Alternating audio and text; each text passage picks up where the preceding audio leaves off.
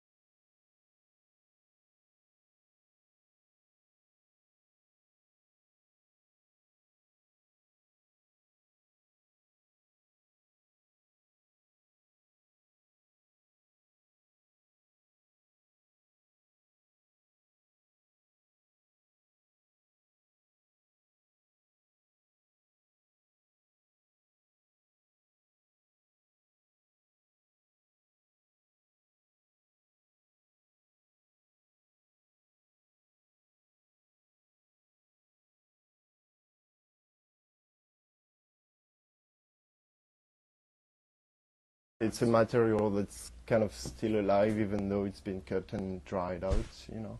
So it's it reacts to what's around it, and it makes it, yeah, a bit tricky as well, you know, in a way. But that's what makes it exciting too, I find. It's I don't know if that explains it well, but it's basically the idea. Trying to find an example, but it's anticipating as well what the wood is going to do in the future with humidity, when it's going to dry out, when it's going to shrink as well a little bit. So all that comes into consideration. So it's